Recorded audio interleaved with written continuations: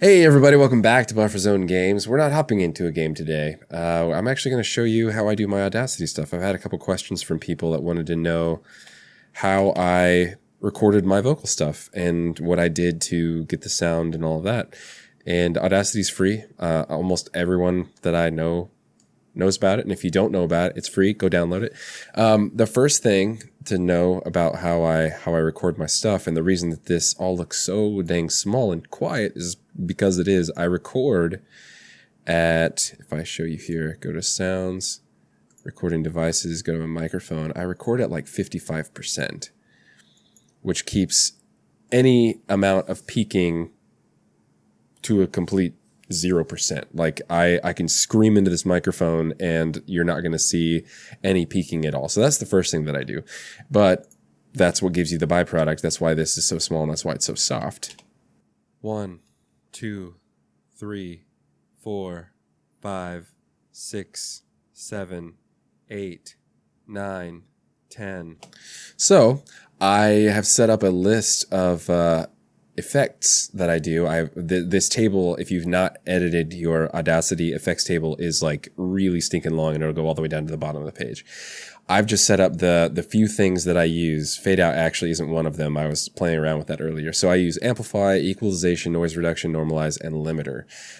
So the very first thing that I do is select the entire thing and I'll go to Amplify. I'll take what it gives me, and to keep it from peaking, like to go in very top, I'll just take off whatever decimal point it gives me, and I'll slap this on there real quick. And then once this is finished, the next step that I do is I'll hop into Equalization, and I do two things. I do a bass boost, which if that's not selected, just hit this menu and go here to bass boost. And then once this finishes, I hop right back into Equalization. Instead of bass boost, I hop down and I go to treble boost, and I apply that as well. Now, you'll look at this and you'll say, well, you weren't peaking, but now you are. That's true, but that's also why I do limiter. Now, take note of these numbers here. I think by default, this is set to like -2, maybe -3, but the way I've done it, and this is why I'm doing this, is because people ask how I did it. I set my limit decibels to -4, and that seems to work for me really, really well. So I'll do that, and what you'll see is it'll take all of these really highs and really lows, and it just kind of crunches them down for you so that you don't have any of those peaking. There you go. And that's what it looks like now. And then after that, you go to Normalize, and that should be -1, and let Normalize do its thing. And then I'll kind of bring it back and give you some more of your volume again. But what you'll notice now is in all of the dead space, you have a white noise. Just kind of that open air white noise sound that's going on. So what we do now is we take a good chunk of that time. Usually I try to do about 30 seconds or more if I can. Let's do from here to here. And you'll go to noise reduction, and you're going to say get noise profile, and it's getting the profile of the white noise from the area that you just selected. So we're going to say get noise profile, which is pretty much instantaneous unless you do just an absurd amount of time. Then we're going to select the whole track again, right? And we're going to go back to noise profile, and we're going to say apply. So the noise profile that it just took from that white kind of staticky noise, it's going to run over the entire thing, and it's going to just wipe all that stuff out. So what we're going to be left with is a louder sound with no peaking, a little bit richer bass, a little bit richer treble. Let's go back to the beginning here.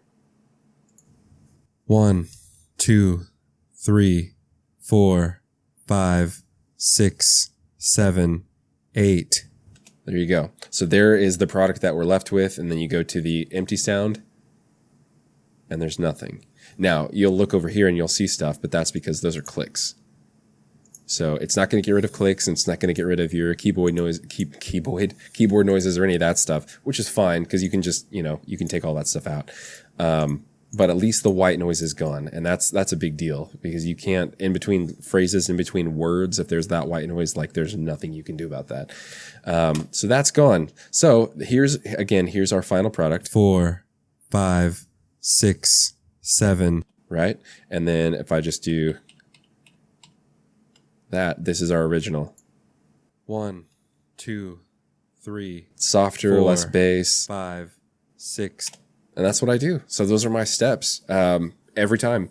Now, obviously for live streaming, it's a little different. I definitely have to crank my recording volume up a little bit, but I like doing most of the work, the post-production in Audacity, more than trying to mess with the EQ on my board. I have to do that for live streaming because there's obviously no post, but that's it, man. It's pretty simple. And if you were wondering about doing, setting these to a shorter list, just go to add and remove plugins. Like for right now, I don't know why I've got fade out. So I'll just do that and hit disable on that guy. And now it's back to just my list of the ones that I always use. So there you go. That's it's pretty short and sweet. Hope you guys enjoyed the video. For those of you who get to use this information, test it out. Let me know if it works for you. And yeah, I'll catch you guys later. Maybe do some more of these if you have more questions on other things that you have to do for YouTube or anything like that. So cool. Catch you guys in the next one.